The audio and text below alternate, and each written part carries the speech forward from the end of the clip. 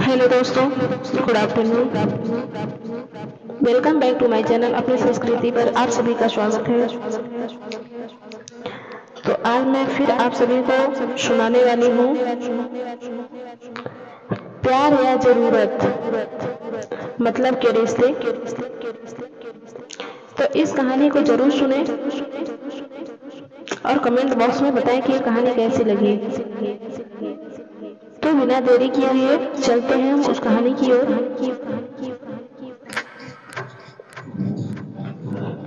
कमला जी ने जब सुना कि बेटा किसी और लड़की से प्यार करता है तो उनके कदमों तले अरमानों की जमीन खिसक गई। सिर पर हाथ रखकर उस पल को कोसने लगी जब लड़के को इंजीनियरिंग की पढ़ाई के लिए दूसरे शहर भेजा था और रो रो कर अपने आप को दोष देने लगी। मैंने तो ऐसा कोई पाप नहीं किया था, सबके साथ अच्छा व्यवहार ही किया, फिर ये मुझे किस बात की सजा मिल रही है। अशोक जी भी उदास बैठे थे। तभी नागेंद्र जी आए, जो कि अशोक के पारिवारिक मित्र थे। उन्होंने अशोक जी को समझाते हुए कहा,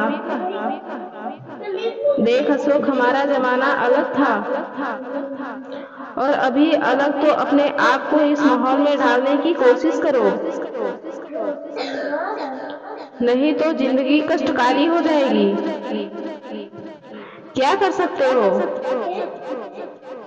अगर अतुल नहीं मान रहा है तो। तभी नागेंद्र जी के बात को बीच में काटते हुए अशोक जी ने कहा, मैं जानता हूँ कि ये हमारा समय नहीं है जो बाबूजी की बातों और उनके सम्मान के लिए हम आपको कुर्बान कर देते हैं ताकि उनका सम्मान कम न हो। अब जमाना बदल गया है और अच्छा भी है। हम नहीं चाहते कि हम अपनी पसंद अपने बच्चों के ऊपर थोपे। तो दिक्कत क्या है? लड़की तुम्हारे जात की नहीं है? नागेंद्र ने कहा,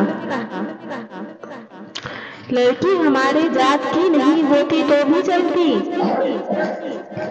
ये लड़की अलग क्षेत्र की है,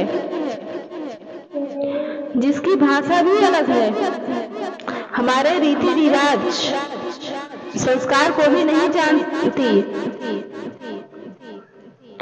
हम उसके रीति रिवाज भाषा को नहीं समझते। क्या वो हमारे साथ सामंजस्य बिठा पाएगी? मेरी छोड़ो, कमला कैसे सामंजस्य बिठा पाएगी उसके साथ? यही सोचकर थोड़ी चिंता हो रही है। बेटे को ये समझ नहीं है कि शादी दो परिवारों के बीच होती है, न कि दो लोगों के बीच। लेकिन आजकल तो बस एक पति पत्नी एक दूसरे को अपना मानते और समझते हैं, माता पिता के बारे में नहीं सोचते हैं। और भी बहुत सारी बातें हैं जो कि उनको लेके चिंता है, जो कि वो अभी नहीं समझ पा रहा है, क्योंकि आप लोग उसे अपने रीति रिवाज बताइएगा, सीख जाएगी। आखिर तुम्हारे घर की बहू बनने जा रही है, तुम लोगों के साथ ही रहने वाली है। नागेंद्र ने कहा, नहीं, नैना हमारे साथ नहीं रहेगी, वो जॉब करती है। अशोक ने कहा, हाँ तो अब तुम लोग अतुल के साथ ही रहोगे ना? आखिर कब तक अकेले रहोगे? भाभी की तबीयत तो वैसे भी सही नहीं रहती है। नागेंद्र ने कहा। एक लंबी सांस भरते हुए अशोक जी ने कहा, अतुल को बहुत समझाया लेकिन कुछ परिणाम न निकला। अतुल के जिद की आगे एक नहीं चली। अशोक जी और कमला जी ने बच्चे के जिद के आगे घुटने टेक दिए और उन दोनों का विवाह कर दिया गया। हुआ वही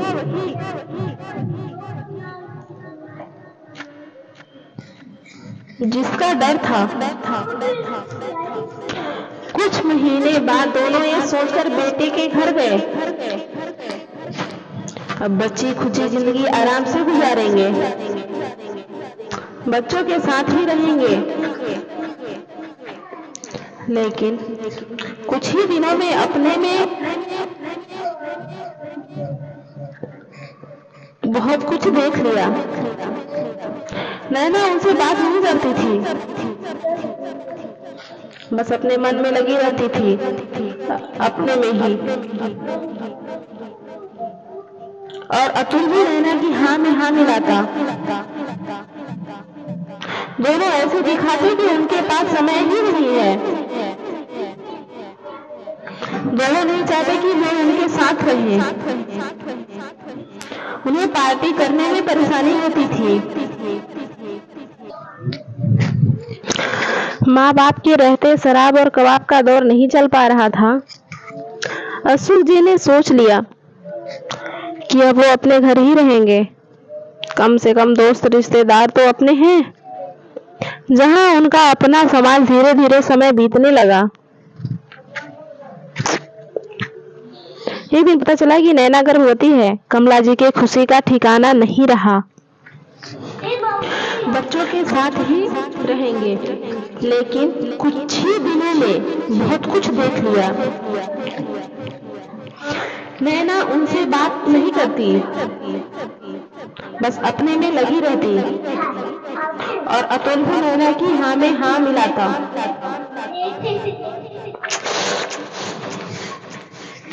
दोनों ऐसे दिखाते कि उनके पास समय ही नहीं है। दोनों नहीं चाहते कि वे उनके साथ रहें। उन्हें पार्टी करने में परेशानी होती थी। माँ बाप के रहते शराब और कबाब का दौर नहीं चल पा रहा था। अशोक जी ने सोच लिया कि अब वो अपने घर ही रहेंगे। कम से कम दोस्त रिश्तेदार तो अपने हैं,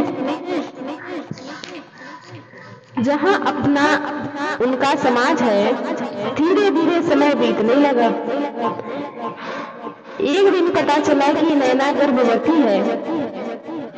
कमला जी की खुशी का ठिकाना नहीं रहा। सारे मोहल्ले में उन्होंने मिठाइयां बांटी और अशोक जी से कहने लगी, जल्दी ही चलो। शुरू के दिन 3 महीने देखभाल की जरूरत रहती है।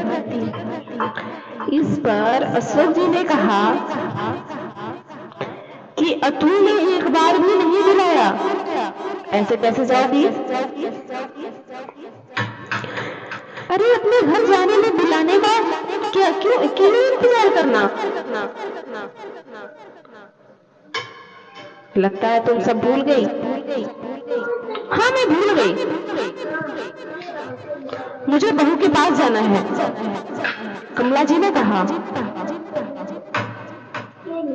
ठीक है, मैं अतुल से टिकट के लिए कह देता हूँ। दूसरे दिन अशोक जी ने अतुल को फोन लगाया और कहा, तुम्हारी माँ आना चाहती है बहू की देखभाल के लिए। इस पर अतुल ने कहा, अभी सब ठीक है, चिंता की कोई बात नहीं है। जब डिलीवरी होगी तो मैं आप लोगों को बुला लूंगा।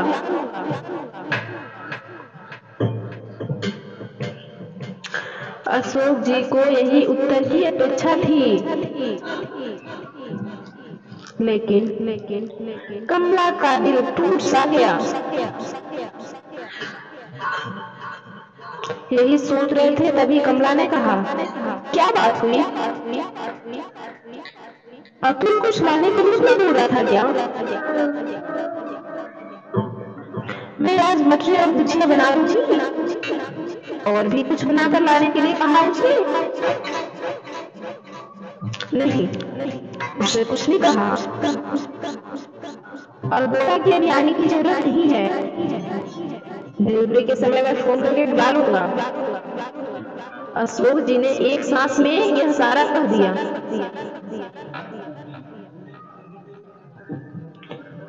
कमला जी की सारी खुशी और उत्साह सुनते पल भर में शीशे की तरह चूर-चूर हो गई।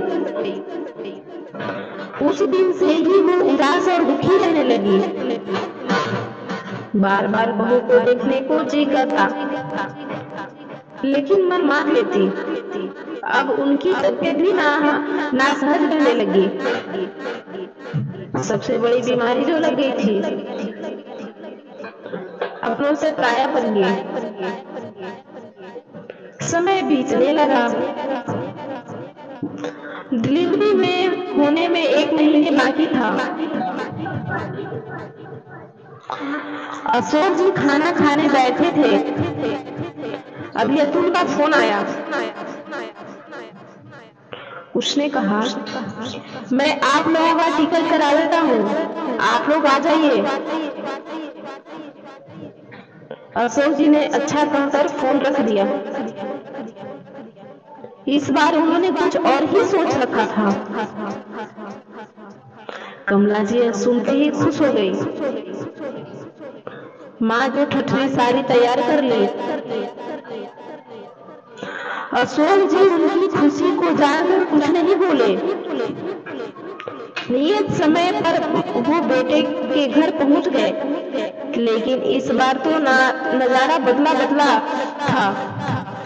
बहू सास ससुर पर प्यार लुटाए जा रही थी। बेटा भी हर काम में अशोक जी की सलाह ले रहा था और उसने कहा कि आप लोग यहीं रहिए, गांव जाने की जरूरत नहीं है।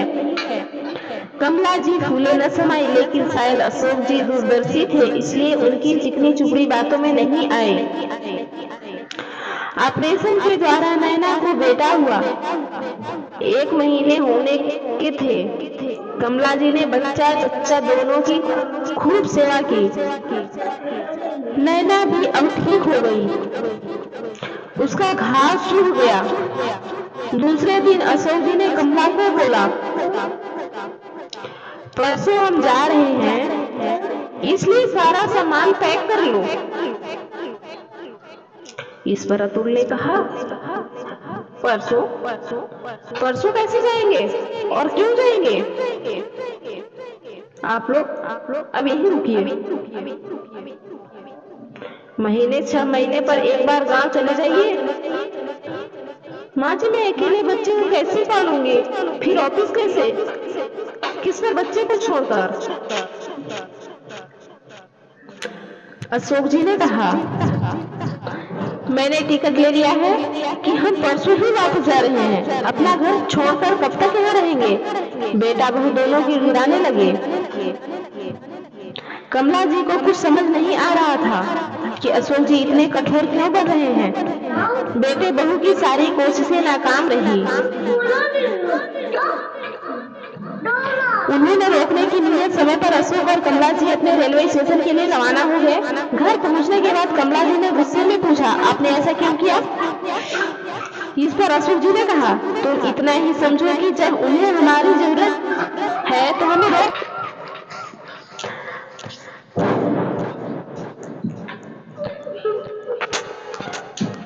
उन्हें हमारी जरूरत है तो हमें रोक रहे हैं। जब काम निकल जाएगा फिर हमारी अहमियत इन पर टूटी कुर्सियों से अधिक नहीं होगी। मैंने जो कुछ भी किया बहुत सोच समझकर किया है। तो दोस्तों, आप सभी को यह कहानी कैसी लगी?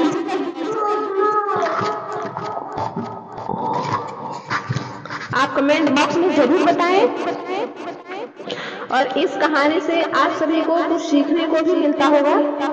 तो थैंक यू सो मच, मिलते हैं अभी नेक्स्ट